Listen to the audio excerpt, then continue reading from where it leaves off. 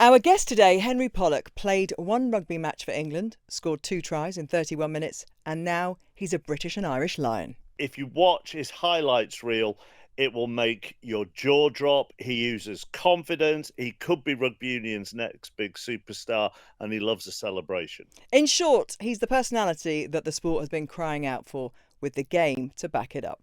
So what was his reaction to making the Lions squad, and how does he plan to shake up the sport? Welcome to the Sports Agents. Hello, Mark. Hi, Gabby. How are you? Very well indeed, and it's nice to see you. It feels like a while since we've been back together. Only two shows, but Well, just shows you the impact you have on me. It feels like such a long time. I'm sitting here like I know you thought you looked flushed because you've virtually run to the studio. Yeah. But I've done 2 games of rugby league over the weekend, and I am sunburned. I'm bright red. This is the country we're living in at the moment, and isn't it glorious? It's so amazing to go and watch sport, as I did over the weekend, in sunshine, not wearing big coats. And we only get about a month of it in the season, don't we, where we don't have to wear a coat. But I'm absolutely loving it. And one of those sporting things that I went to at the weekend wasn't actually a contest. I was lucky enough to go down to Kings Park Stables, which is the stables that Andrew Balding, the top trainer, trains from. And our colleague Claire Balding, of course, is his sister, and that's where she would have grown up. Her dad, Ian, was the top trainer for the Queen, amongst other notable people. And my daughter Lois is doing a thing called the Magnolia Cup, which is an amateur race for female jockeys to encourage more women into racing. And so she's been going down there to go on the gallops and learn how to ride like a jockey with all the jockeys that they have. And I had the most incredible morning, learning so much more about the sport. And Annalisa, Andrew's wife, who runs everything, as she puts it, with 2 legs, he runs everything with 4 legs. And it was absolutely brilliant. So the news then that Holly Doyle has become Britain's most successful female jockey on the same day, I felt had particular resonance. She now has more winners by a female jockey in Britain, 1,023. Yes, I mean, she's still a way off the world record held by a female jockey, which is just over 3,700 by Julie Crone. But it is a remarkable achievement, isn't it? And also because when I was at Kings Park, I learned that I think they've got 60 or 70 jockeys who are there riding out every day. They live on site, a lot of them, and they're 50-50 split now in terms of gender, because Annalisa has wanted to encourage more and more women into racing. So this is on an upward trend, if you like, the rise of the female jockey. They live on site, do they? Many have like 60 or 70 living on site. I went into their quarters where they eat, where they have their, they watch TV and learnt a lot about the welfare. So much so, Mark, that I felt we should go back there as the sports agents and go and do an episode or 2, because there's so much to admire, and there's a lot of crossover with other sports. They had Steve Borthwick down there observing the way that Andrew observes horses, because he feels he's become too data driven maybe, and he wants to kind of get back to his instincts. Lots of crossover with football as well, would you believe? There's so much down there that I was fascinated by. I one of the things when I cover horse racing that I love the most is working with the people who work day in, day out with these animals, and then educating me and therefore hopefully the audience on what they see in a horse, and how they look at a horse and what they're looking for depending on just how they move their legs, where their hocks are, why they're, and he was then giving instructions to the jockeys as to how he wanted them to ride out on the gallops on the basis of what he'd seen in them just walking around a circle, and which I found absolutely fascinating, and hopefully you have raved about it on the WhatsApp. So I am more than happy to do this, because I honestly, it's I find it one of the most educational experiences in covering sport, is doing anything to do with the horses. So I do absolutely love it, but I am scared stiff of them, and so my only response was, as long as I don't have to get on one, we're fine. Who has the better quality digs there, the horses or the jockeys? That's a very good question. I would say probably the horses. Both the horses and the humans have got access to swimming pools, but separate swimming pools, which is also brilliant. A horse swimming pool is rather different, and as you can imagine, the way that their food is laid out, how their welfare, he was telling me, Andrew, like a top horse should really on the flat only race 6-7 times a season, and it's the jockeys on the other hand, get out there. ride. Thank you for clarifying that there are different swimming pools. I mean, that would be, Lois had gone in for a dip. Oh my God, Galopin Deschamps just gone past me. We had the mixed 100 relays at the weekend, didn't we? In the World Relay Championships for the first time, there was a mixed 4x100 relay. Can you imagine mixed horse-human swimming at the next Olympics? Well, they're after any idea. To get a bigger audience. Listen, it's monkey tennis. What was it? Alan Partridge tried to pitch to the BBC. We're not far off. In fact, actually, there's probably a whole other reality show in owners of clubs having disagreements with managers on the pitch as an addendum to a match of the day. That was unedifying, wasn't it, Marinakis? It was.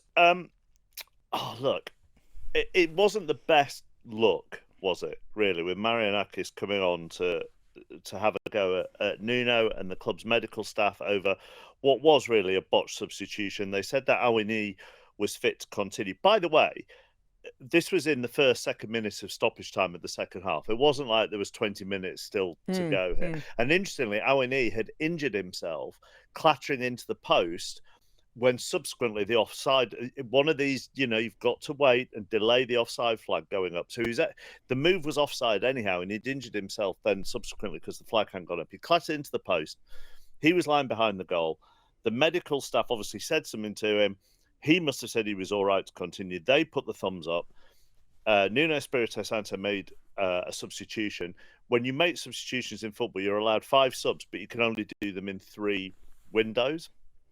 So you can't have 5 individual subs at different times. And then Awini went back on, and basically, as Danny Murphy said on Match of the Day 2, moved like me for the final 3 or 4 minutes of that game. At which point, Nuno Espirito Santo sort of said to his medical staff, well, hang on a minute, you put the thumbs up. Then they drew.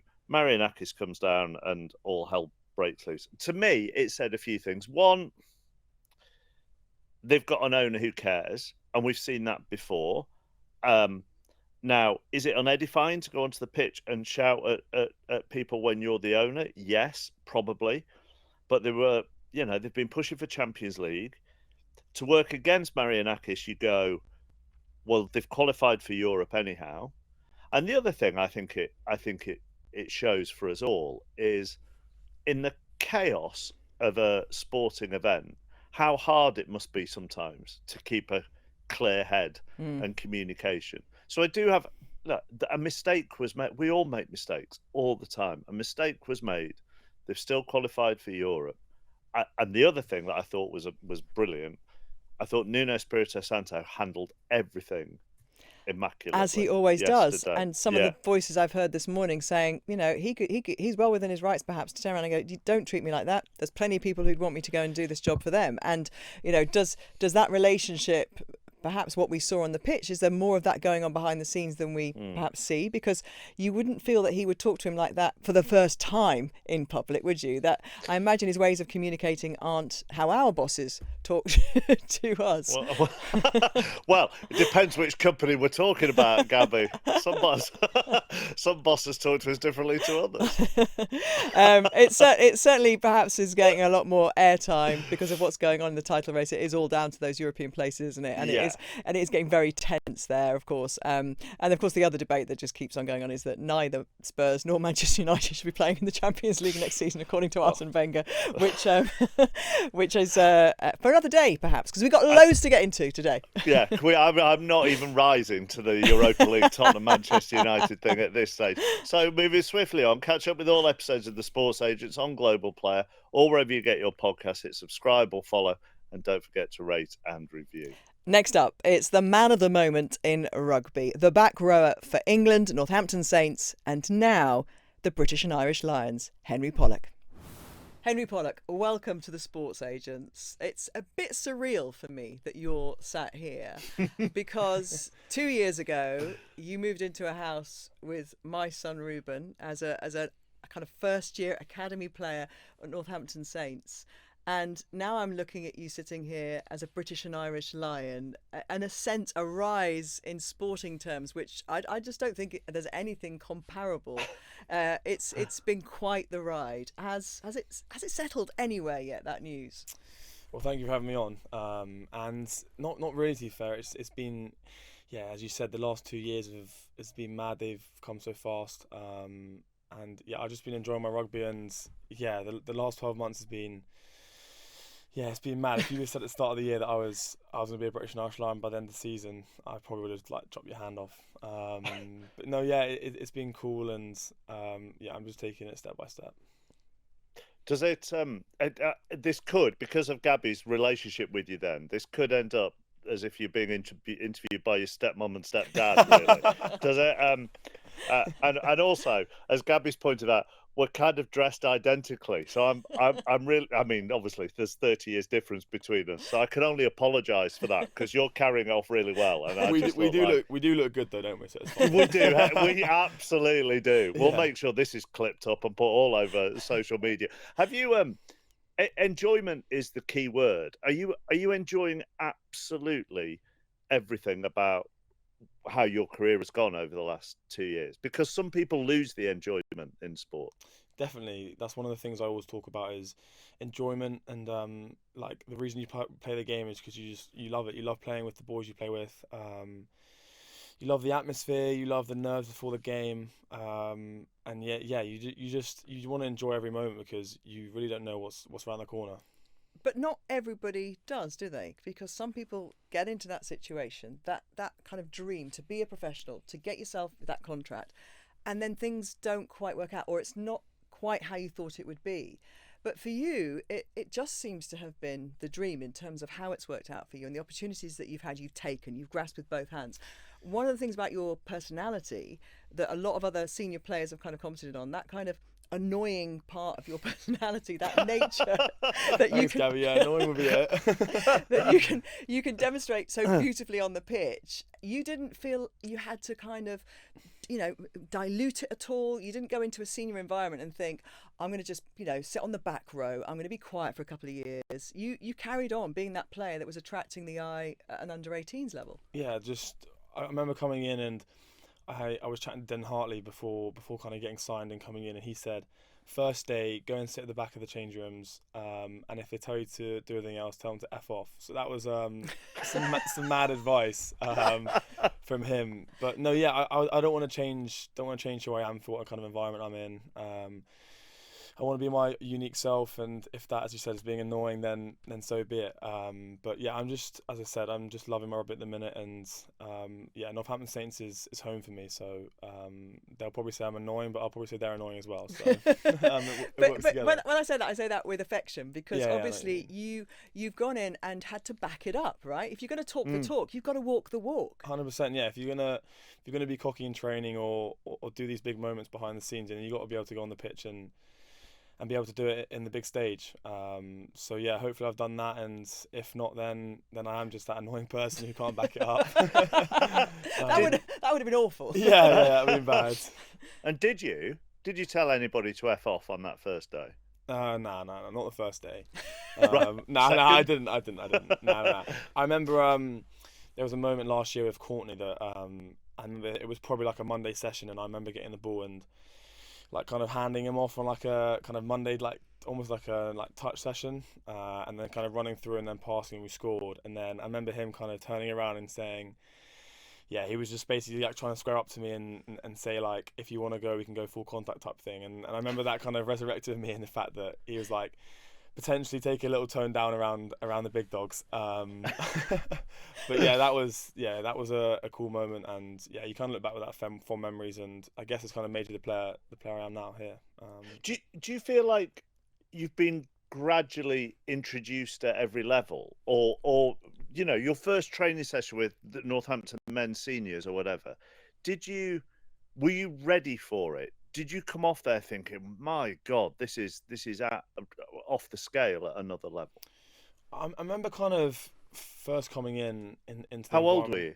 So I did a bit when I was still at school. So I came in for like the Prem Cup stuff. So you were 17. So I was 17, yeah, still at school. And I remember coming in and training, and I remember just thinking that at the start, just trying not to look out of place, kind of, especially in those kind of games where you kind of come off the bench and there's not a massive amount to do in terms of the game might be gone, or it's just about doing your own job. And I remember just thinking, just don't look out of place, kind of blend in as such, and then kind of as you get more confident, you can kind of more be yourself and play to the way that you kind of that suits you, I guess. So obviously we now know this year has just been the most incredible rise from you played 2 under-20s games in the Six Nations before you then got your opportunity in the last game of the Six Nations, full Six Nations squad. You scored 2 tries in that match, and at that point, I think everybody who'd kind of seen you play domestically knew what you were capable of. But that's where the noise started to grow a little bit, didn't it, about the Lions? And I think Andy Farrell had a kind of, maybe with a little sparkle in his eye, had a little chat with you after that game as well. When did you start to believe that this could be a possibility?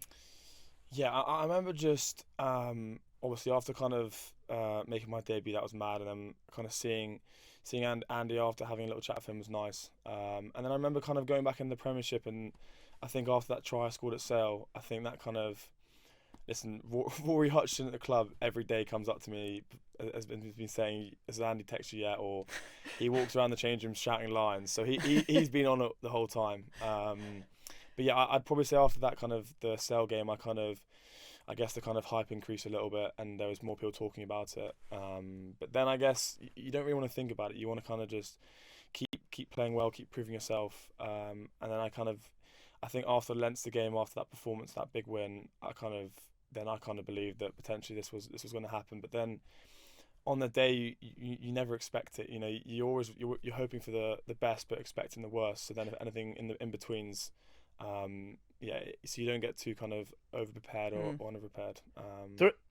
There are so many stepping stones there that I think we'd both love to get into with you, from what Andy said to you, to the try at Sale, to how people treat you differently, to the Champions Cup semi-final.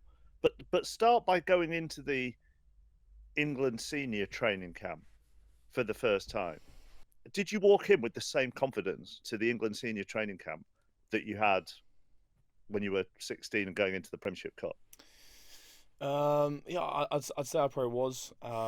It was actually kind of I got a late call up, so the squad actually got announced on, I think it was it was actually on my birthday. The squad got announced and I wasn't named in it. And then I remember there was a game that weekend, and a couple of boys got injured. I think Don Brand got injured. And then I remember going home and just sitting with my brother on Sunday night watching Love Island, and then I get a phone call from Richard Hill being at about 11 o'clock in the evening, just saying, and he called me, and I was there like, why is he calling me? It's Sunday night. And he was like, what are you doing tomorrow? And I was like, oh, I don't know.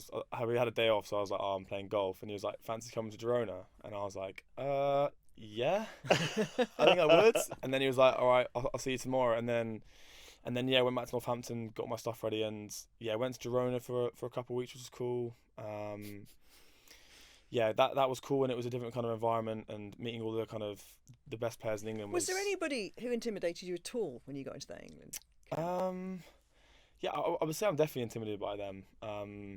But then like I kind of feel like once you go on the pitch, it's kind of you're so used to playing rugby that you can't feel intimidated by them. And I guess there's quite a few Northampton guys in that squad, so 100%. You had some of your brothers there. There were so many Saints boys that just made it almost feel like home. You know, having them there was so nice. Even in the evenings, like little things like going to sauna with them, just chatting around little stuff like advice or. And they definitely just made me feel so comfortable and just made me really be myself, because I feel like without them it would have potentially taken a bit longer. What did Andy say to you then?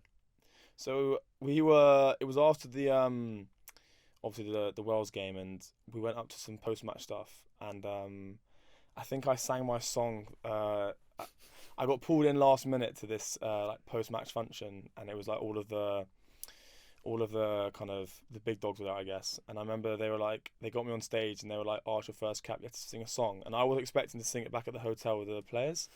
So I had a song prepped, but I wasn't expecting it to be. What was the song?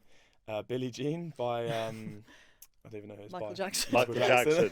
Yeah, we're here for the older music. Don't you worry about that. But my biggest fear was that you were going to say something and me and Gabby go, oh yeah, great, and not have a clue what it was. So we're all right. We're safe with Billie Jean. Yeah, I remember just thinking, I've got to get something that gets the crowd going a little bit, and I know off by heart. So I remember singing Billie Jean, And then I remember coming kind of off the stage, and Andy was like, "Well played today." They say well sung. Yeah, and then he was like, "The song was alright as well." That's kind of thing. But yeah, that was kind of mad, and yeah, that was the first kind of interaction I had with him. And I remember at the time not really thinking anything of it. I was like, "Oh, I met the Lions coach. That's kind of cool." And then that was about it. To be honest, there's not much. I didn't really speak about that much after that. I was probably more nervous going back to the hotel singing my second song. My next song. Again. Yeah. What was the second song? The same song. Your repertoire's quite narrow. Yeah. You might need a new song for the Lions. Yeah. So I remember going back and they were like, "Oh, what song are you singing?" And I already prepped it, so I was like, "Oh, I'll just do it again." So for those of you who didn't catch this the first time, yeah, I'll do it again. Different audience. And it was Mara and Steve obviously saw it twice, and I think Mara gave a bit of chat after saying that why'd you do the same song twice? Or but having Maro as the captain for the Lions and the only captain you've known, obviously playing for England as well, does that give you a sense of comfort that I know you know a lot of those players that are going to be in that Lions squad? Do you think that will help? I think it definitely will help. I think Maro's a great leader, and he's someone that leads by example. He wants to be vocal and kind of get the team behind him, which is as you said, I'm kind of used to that, kind of going to the senior environment. He's kind of the player that you kind of want to play with, and he's the kind of player that you want to go like to dark places with. He makes you kind of feel comfortable, and I think one of his things he always says is just he wants everyone to be themselves and just work really hard for each other, because he said it in England about this, the environment's so special, and we're all here for a reason, so we just got to take that in our stride and just keep playing well together. So I'm sure he's got some stuff lined up for the summer.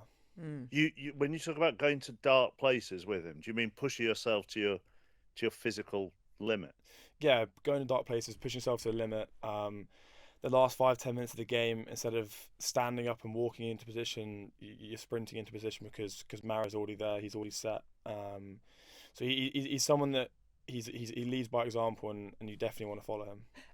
Can we just go back a little bit as well? Because when I was speaking to your agent ahead of this, he said this year he was potentially going out on loan to Ampthill this time. Well, beginning of this season, sorry. And where he is now, it's an incredible journey. That opportunity with Northampton came through injury from somebody, and you took that opportunity and ran with it. And I know you're always, that person that if there's an opportunity, you will grasp it and you will go. And I know you are very aware of the impact, your celebrations are having, and it's not something you've ever felt like kind of saying, oh, maybe in a Champions Cup semi-final, maybe I won't have the big celebration. You enjoy that part of the game, don't you? And it's something you've really embraced. Where does that come from, do you think? Yeah, so the start of the year was, I was on loan at Bedford, playing against Ampthill, kind of wasn't quite getting the love I wanted at Northampton, and my kind of aim going into the season was to try and push for that starting spot in the back row, but obviously the back row is so competitive at any club. So I remember just kind of having good conversations with Phil, with Douse, and we spoke around kind of what I need to work on and what he wants to see. And then as you said, I was on the bench against Leicester away, and then there was a horrific injury to Sam Graham, which put him out on the sidelines for a long time, and he's still recovering now, and he's been through a different year to other boys, so he's got a feel for him in that kind of moment. But as you said, the opportunity came for me, and came off the bench and got a little bit more time than I expected. I was absolutely bricking it. I remember thinking about getting like 15 or 20 minutes, and then Sam went down early in the first half, and then they gave me the nod, and then you just butterflies go mad, your hands kind of go sweaty palms, and you just kind of, I guess you just get taken back to the kind of first kind of day you've ever done it, I guess. And then do you stop bricking it as soon as you run on? I think probably not. I think you start bricking it when the ball's in play. Once the kind of ball's live, I think that's when you kind of think, all right, we're just playing rugby now. But like Welford Road's it's quite an intimidating ground, isn't it? It's so intimidating, because I made my debut there the year before. So for me, it was actually quite special doing it again. It's, as you said, it's an intimidating ground, and the Leicester fans, they really hate you, so that they make it heard. When you're warming up on the sideline, they're screaming at you, they're throwing stuff at you. So it's a hostile environment. And then once the ball gets kicked, and you're kind of just in your flow, I guess. Do you So just do you have going to- to the go on. celebration part of your game, though, which I think is really attracting attention, Mark, isn't it? In terms of social media, you're connecting to people, they're enjoying that. I was at down yesterday at Sandy Park watching Saints against Exeter, and there were some kids around me who were Exeter fans, and they were all so disappointed that Henry Pollock wasn't playing, and But they met Gabby, so that was all right, Henry. So it was They met fine. Gabby, yeah. and so you're connecting with young people because they're on social media and they're seeing it. Those celebrations when you're in the middle of a match, so when you did the pulse obviously against Leinster, how much are you thinking about that? I'd say going into games you kind of have an idea. The kind of the pulse I did in the Leinster game, Diego Dallo's that's his celebration. So I remember kind of looking at him and I'd say the celebrations are. I feel like you look at kind of your Manchester derby on a Sunday and you see all these individuals doing their own thing. Rashford's got his kind of head tap. Ronaldo's obviously got his really famous one, and you see how much it kind of brings the crowd closer to the players. Like they're so invested in that, and it shows the personalities more. And I remember just thinking like, why has Rugby not got that? Why haven't we got that? No one's really doing anything after a try. It's more you kind of walk back and the crowd clap you as such. But I think it's good for the game. It's definitely bringing the fans closer to the sport, and I feel like Rugby right now is at the kind of it's at a point where it needs to change, and potentially the celebrations could be an aspect of that. Has anybody tried to stop you doing it because of the conservative nature of the sport at times? I remember I did a swan dive last year in one of the Prem Cup games, and I got quite a lot of chat from one of the people who brings the water boys the water on. And I remember going back and like talking to the boys about it, and I was like, oh, why is he telling me this? And the boys were like, don't listen to him, do your own thing. And I remember I was like, you know what? Yeah, why not? Just do my own thing. And I guess kind of just kept going. Are you a Manchester United fan then? Yeah, I'd say that's probably my Premiership team. My local's Oxford United, so Yeah. I try and go there as much as I can. I mean, as a fellow United fan, you've done well to see the odd goal celebration at the moment. So that's yeah, definitely. You've talked about the importance of your family around you, and you've got a very sporty family. Your sister was an athlete at an American university. She's a good 400-meter runner. I think your brother's a scratch golfer, isn't he? Yeah, your brother mum's a plays triathlete. You know, I'm not sure what your dad does actually. I've never spoken to your dad about his sporting prowess. I'm sure he's got lots of things. But Yeah. and you taxi driver by the sounds of it. Well, Crikey. there's two things we get into on your family. First of all, both your parents are Scottish, and That had to come in, didn't yeah, it? well, it did, because I would be doing this interview a disservice and Scottish Rugby if we couldn't find out exactly where you got away. That would be good to know for future generations. Maybe this isn't the place, but yeah, you were almost going down that route, weren't you? You were almost going to be. Yeah, it was. You promised Andrew Cotter you were going to play full international for Scotland. I remember that. And he Yeah, hasn't forgotten it. I remember that. Yeah, there was definitely conversations around that. But yeah, as I said, it was kind of when I was really thinking about it. I'm at an English club. I've been in England my whole life. It just made more sense. All my kind of players at Saints, they play for England. It just made more sense for me to go down the England route, and they gave me the opportunity in England A against Australia, and I kind of saw that as an opportunity again to kind of showcase who I am, and to the coaches that. Can your dad cheer yet for England? He cheers, but he swears that he'd never wear an England shirt. His mum, by the way, is quite happy with the St George's Cross. She's fine with it. Mum likes to be patriotic. Yeah, but that you said in an interview I read that they help you set your goals. So is it? I just want to kind of imagine how this works. Do you sit down and you literally said, this is where I want to be with them? I think kind of every year we do a news revolution type thing. Resolution or revolution? Revolution. Resolution. Resolution, yeah. But with you, it is a revolution, I have to say. So. Let's say revolution, yeah. So, I think that was a very clever Freudian slip there. Yeah, so every year we sit down and go through it and just talk about kind of what we want to get out of the year and goals and stuff like that. So I'd say we sit down, but I'd say I definitely hadn't planned for the year to go this well, to be honest with you. You are getting so much attention, and you have this billing now, and Gabby's talked about the kids. You have this billing of, you are the future of rugby union and carrying this mantle of bringing it to a new audience. Are you comfortable with the attention and what is being bestowed on you at the moment? I'd say that it's, as I said earlier, it's good for the sport, I guess, right? It's going to different audiences, different people are now watching the game. I guess there's more people around the club wearing black headbands, I guess. But yeah, I definitely say I'm aware of it. Like you can't really, you go on your phone and you see you see the interviews and you see the kind of the social media stuff they made of you. But do you mind any negativity that comes with that? Because with all the good stuff, there are always those people who want to pull you down and pick you apart. Yeah, I'd say the main thing I kind of think about is just not thinking about too much. You know, at the end of the day, it's just probably a random Jeff sitting on his phone at home. So I guess if you think about it too much and you think about their opinion, it kind of does play in your head. But I guess their opinion doesn't mean anything to kind of your players or your coaches. So that's definitely something that I'm aware of. If I read them, I read them. If they're there, I could see them. I suppose from a playing wise, it might make you more targeted. Yeah, potentially. I think with the increased kind of the hype, I think other kind of teams are definitely more aware of it, and they'll definitely try and target that.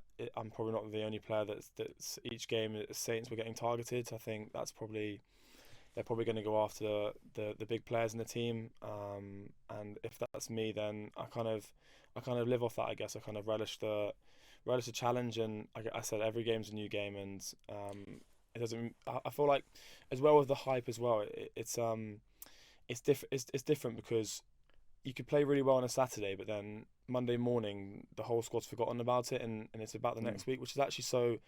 It's so raw, and it's like I can say it and people might not believe it, but it's actually so true. Like after scoring some good tries, the next day it's kind of forgotten about, and it's actually, you know, you did this really really badly, but they don't talk about the good stuff. And I can vouch on loads of players for that. And at Saints we have a great system where you really can't get too big headed, and yeah, when you get something wrong, they do tell you. I read an interesting piece at the weekend, and I want to remember. I think it was Stuart Barnes or David White in the Times, and they were talking about the fact that Australians love a cocky Englishman, and historically in every sport they just, because they're the masters of being cocky, right? So when they feel an Englishman is being cocky, they kind of go for them in a way that, you know. And it was and this article was slightly cautionary for you, almost as if to say, you know, just be ready for this. Yeah, just be ready. Well, they did talk about you, Henry. It wasn't just a kind of like in passing. They were talking about whether or not you would retain that when you're in Australia. Is that didn't do Kevin Peterson any harm, did it? Well, in the cricket? Well, this is the thing. I think it's kind of, you go toe to toe with them. So you know that obviously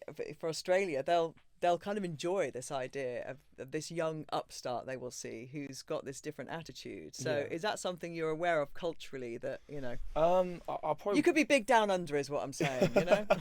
I'm not so much. Like I haven't seen that, but I guess as you said, it just kind of makes the game more exciting, right? It makes the test matches more exciting, makes the games more enjoyable to watch. And for me, playing it makes me want to play better. You know, if people are talking about stuff outside the game, it gives me an extra bit of incentive to go out there and play well, I guess. It's interesting because obviously the talk in the build-up was whether you'd get into the squad and it'd be great for your development, and then as the Sale try and then the Leinster performance, suddenly, you know, you're in the squad because you're a great player, not because you're kind of a young player who's going to get experience. And then you know, then the talk is, well, maybe he'll captain the midweek team, or, you know, I imagine in your mind you feel it's completely feasible that you'll be playing in a test match. 100%. Like, I think Andy and the coaches have picked a team that they want to be competitive in each position, and I'm definitely going out there to get in that test team. I think probably the hardest thing is to get on that plane, and then once you're there, I guess anything can happen. Like you've seen with previous years, as injuries or different combinations work better, or the training numbers work better, I guess. So I'm definitely going out there to put a statement down. You're not making up the numbers? Nah, definitely not. I'm definitely going out there to hopefully play in a test match. And you might be going out there as a Champions Cup winner. Hopefully, yeah, potentially. I guess we'll have to wait and see over time. That's going to be a hell of a final, isn't it? Yeah, that's going to be mad. Bordeaux and Cardiff in my first kind of big final. It's a good job you played there before, isn't it? Yeah. And scored a couple of tries there. I'm used to it a little bit. This is where I tend to run in for my tries. We're looking forward to that. We haven't really spoken that much because we've got Saracens this weekend, which is obviously going to be a big game, and then after that we'll kind of think about it. But I guess we're just trying to build confidence from this weekend and bring it next weekend. And have you walked around at home holding a cuddly toy, just practicing for when you get on the Lions tour? No, I haven't actually. But to be fair, some mum and dad made a good point. They were like, you should get an air tag and unsew it and put the air tag in it. That is such. So even if you lose it, you can go on your phone and go, so it's actually just over there next to all the players. My line has got a Life 360 app in it, so I know where it is at all times. If I lose it, the boys, that's what they're saying to do. That's a brilliant idea from your mum and dad. What a brilliant idea. It is such a brilliant tradition, isn't it, that the youngest player, the cub, has to carry the line. And obviously it was Lewis Rees-Zammit, wasn't it, who carried the cub, I think, the last time. Yeah, and then we all know what happened to him. He went off to become an American footballer. No option for you to be trying American sport, Henry? You're not thinking, are you? You're not going to throw that one on us in a couple of years' time? No, definitely not.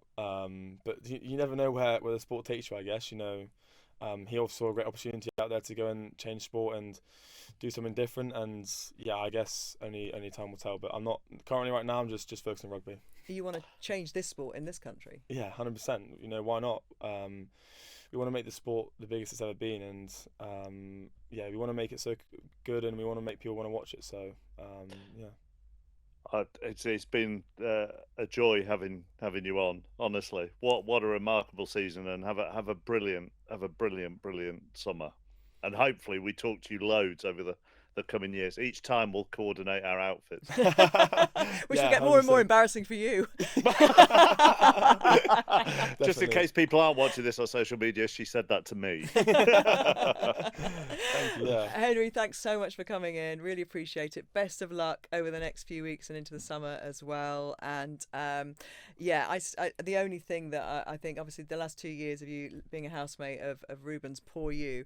Apparently, he does tell me he's a better chef than you are. Yeah. So he's got that on you. He definitely is. He loves a bit of the truffle oil, so he's been using that every day. He got a whole truffle for his birthday from somebody, and apparently all the boys in the house used it, so it lasted about a week. And he got a bit angry at us for that, so because that's his prized possession. Which was funny. Thank you, Henry. Thank you very much for having me. Cheers, guys. Virat Kohli has announced his retirement from Test cricket. Former Indian captain, of course, a 14-year career, India's fourth highest run scorer in Test cricket, scored 30 Test centuries. And it is an end of an era, Gabby, because the other thing as well, look, from an Indian point of view, there's a whole load to cover here, but also he's been in this era of the four great batsmen together, of Joe Root, Kane Williamson from New Zealand, Steve Smith from Australia, and Virat Kohli. And now the first one has sort of starting to call it a day.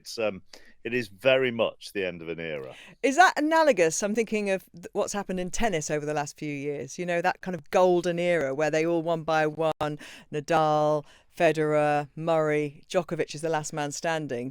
Is there a kind of comparison to be drawn there? A little bit, yeah, and I think they've all egged each other on. And also the other great thing with all four of them, and this is a bit like the tennis as well, I suppose, is that they've all had their moments when it felt like they were the best batsmen in the world in Test cricket. They were the one that it was impossible to get out. And at the moment, it feels like Joe Root is very much the leader of these four. But as you would expect, of course, over the course of many a year, they've all had their moments. I think the interesting thing for Kohli is that he hasn't, over recent couple of years, maybe been at the peak of his powers in Test cricket. His most recent Test century was back in November, and that was his first in 15 innings across 16 months, and his average had dropped in Test cricket as well. So it probably is the right time for him. I think it's just a shame for cricket fans over here that we don't get to see him I was in a about to say, 5 there's, mo- yeah. yeah, that's coming. Obviously, that 5-test series next month in England. Would there be people, do you think, who bought their tickets on the basis they might be seeing him at the, in Oh, the end of his career? yeah, I would. The Indian cricket fans over here. Well, Indian cricket fans over here would be going anyhow, whatever. But I think their disappointment will be 100-fold compared to mine, for example, that they won't get to see him over here one last time. And I've interviewed him a couple of times. I've interviewed him on the pitch a couple of times, and he's an amazing showman. He knows exactly what to say. If he's a really nice bloke as well, when I've interviewed him, but he knows exactly what to say at the right time to get the fans going. And they've had this a remarkable sort of legacy of Indian cricket, of the superstar passing the baton on from Tendulkar and Dhoni and Virat, and there are going to be plenty more to come, because the depth in Indian cricket is astonishing at the moment. But it is the end of an era. Okay, get in touch via email at thesportsagents@global.com or on our socials. And you can catch up with all our episodes on Global Player or wherever you get your podcasts. Hit subscribe or follow. And we'll be back on Thursday. The Sports Agents with Gabby Logan and Mark Chapman.